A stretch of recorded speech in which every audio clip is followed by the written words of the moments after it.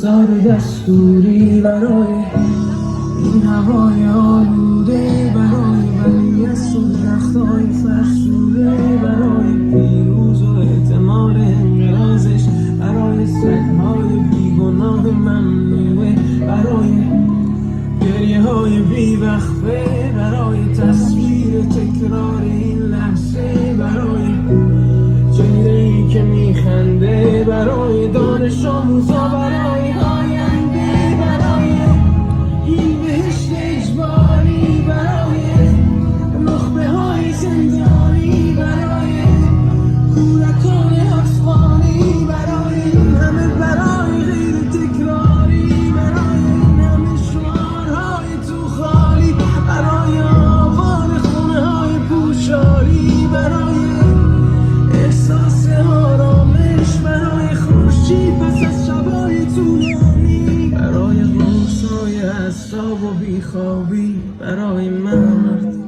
میهن آبادی، برای دختری که آرزو داشت پسر بود، برای زن زندگی آزادی،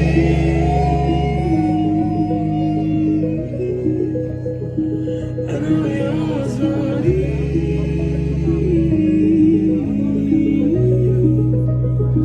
برای آزادی،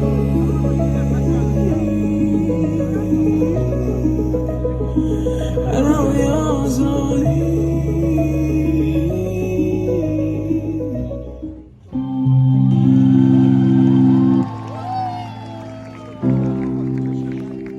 We Ukrainians have a few messages here. The first is Russia go home. Russia go home. Russia go home. Russia go home. Russia go home. Russia go home. The next message is to Iran. Stop sending drones. Stop sending drones. Stop sending drones. Stop sending drones. Stop sending drones. Stop sending drones. And the third is to Canada to declare Russia and the IRGC as terrorist states. Declare terrorist states. Declare terrorist states. Declare terrorist states. Declare terrorist states. Declare terrorist states. Declare terrorist states.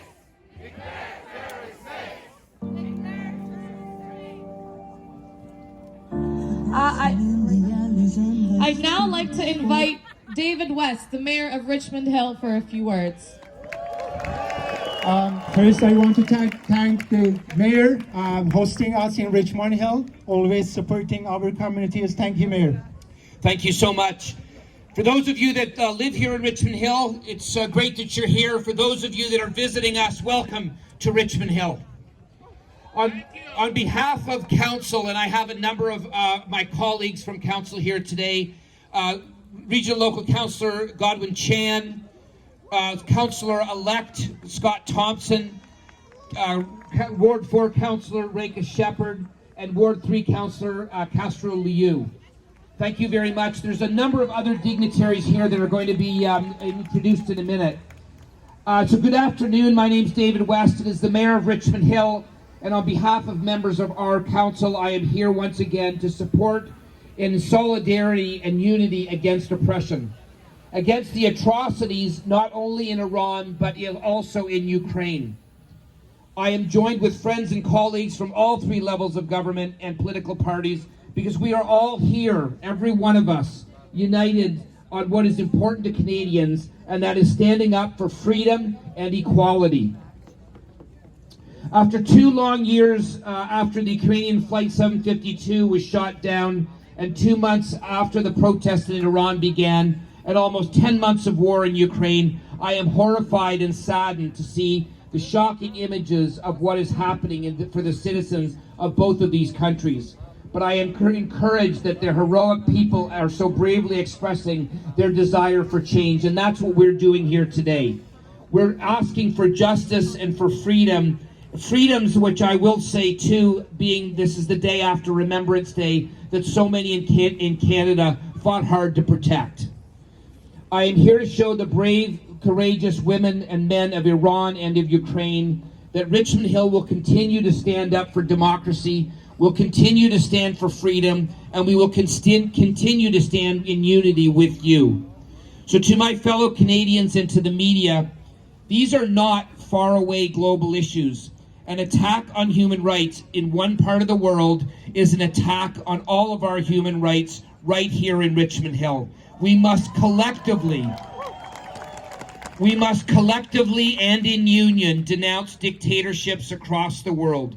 So I would like to thank the organizers of this event today and my fellow elected officials that are also here today, but most of all, thank you, to each and every one of you, for being a part of this today, despite the cold, and standing up for what we believe in here in Canada. Thank you so much to all of you. Thank you, Mayor. And thank to councillors, Richmond Hill councillors. Our next speaker is Minister Ahmad Hussain.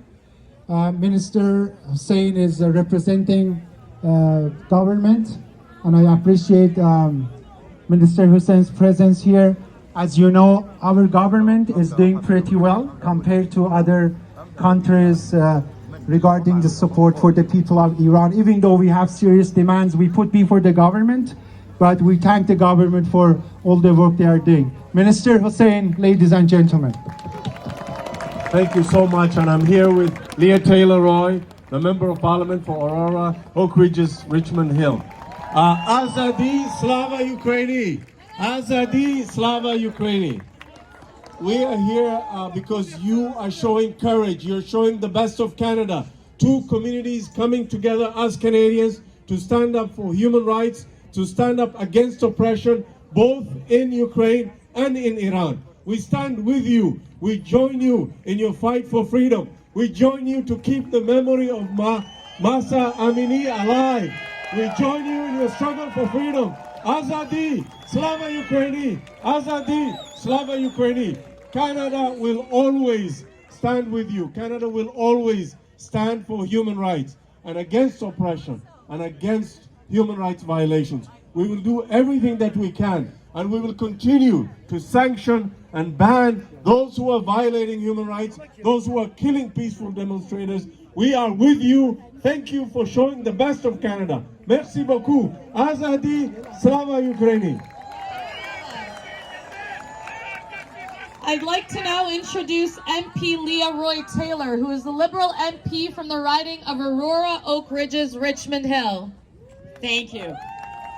You know, it's so great to be with you here again today. And as an elected woman official, I want to say woman, life, freedom.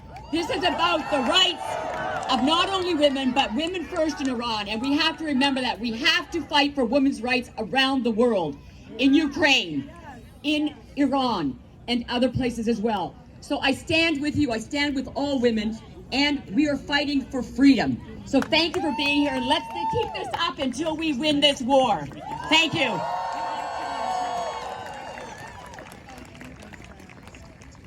I'd now like to invite Pan Alexander Shevchenko, who is the Consul General of Ukraine for Toronto.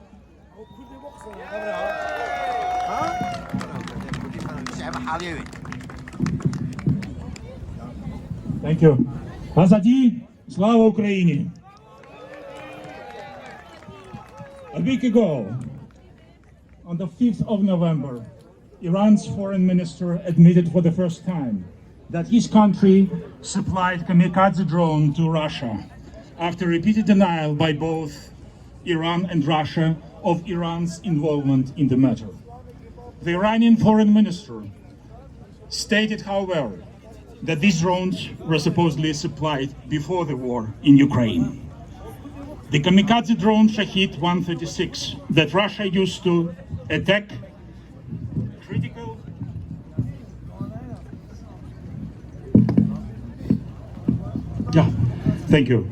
critical civilian infrastructure and residential buildings in Ukraine on October 10th and 17th, left more than 5 million people without power, heating, water supply and electricity, which took lives of innocent civilians. By admitting Iran's involvement in the supply of the drones to Russia, which were used in the attack on Ukraine. Iran's foreign minister admitted his country is complicit in Russia's crimes against Ukraine. Yet the foreign minister did not mention the involvement of Iranian instructors who taught the Russian military to operate the drones. He also didn't say a word about the agreement with Russia to secretly transfer short-range surface-to-surface ballistic missiles. But that is what both regimes in Russia and in Iran can do best: lie, deny, fabricate, twist facts and distort the truth.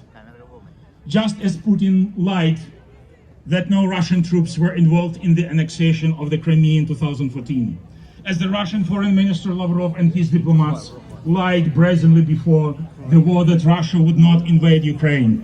And just as they lied, they had not shot down flight MH17 of Malaysian Airlines in July 2014. Similarly, the Iranian authorities lied about not shooting down the flight PS752 of Ukraine International Airlines in January 2020, just as they are lying now. And shame on them. What else do the regimes in Moscow and Tehran have in common? Persecuting all those who dare to criticize those regimes, thrown into jails leaders of opposition and freedom fighters, or murdering them, oppressing independent media and killing journalists, detaining and imprisoning thousands of street protesters. That is why we are here today to express our support and solidarity with those who are fighting for the basic human rights and freedoms in Iran, who, like Ukrainians during Orange Revolution 2004-2005 and the Revolution of Dignity in 2014, stood up to prove that their rights do matter, that their will and their aspirations should be respected. President Vladimir Zelensky said that Iran, by supplying Russia with weapons, in particular kamikaze drones, is helping the Kremlin to prolong the war against Ukraine. If it were not for Iranian arms supplies to the aggressor, we would now be closer to peace. And this means closer to a complete solution of the food crisis, closer to solving the cost of living crisis, closer to reliable security against nuclear and radiation blackmail. Therefore, absolutely everyone who helps Russia to prolong this war must, together with it, be responsible for the consequences of this war, the president said. That is why the Iranian-Russian alliance is now a threat not only to the security of Ukraine, but also to peace and security in the whole world. That is why we are here today to send a strong message to the world that the Iranian regime, just like the Russian one, should be held accountable for the crimes against Ukrainians, as well as for the crimes against Iranians in their own country and abroad. We should do everything in our power to bring them to the International Court of Justice for what they have done to our peoples, to our nations. That is why we should stand together, we should fight together, and together we will win. Glory to Ukraine, Azariye Baraye Iran. Thank you, Consul General. Thank you for your words, supportive words for people of Iran, and we support free Ukraine as well. I would like to introduce the next speaker, Mehrzad Zarei. Mehrzad Zarei, you know, one of the outspoken families of victims of families of PS752. And I also would like to invite Mark Arnold, senior lawyer Mark Arnold, on the stage. If he is here, Mark Arnold. I don't see Mark Arnold, but I'll ask Mehrzad Zarei. Mark Arnold, everyone took the PS752 case to Ontario Superior Court of Justice, and Mehrzad was the lead plaintiff. And as a result of this great work, we received the judgment that Iranian regime intentionally, in a terrorist attack, brought down the PS752, thanks to Mark Arnold's work. Mark? Good afternoon, everyone. Indeed, I am Mark Arnold. In September of 2012, the Canadian government at the time broke diplomatic relations with Iran. At the same time, a law was brought into force that declared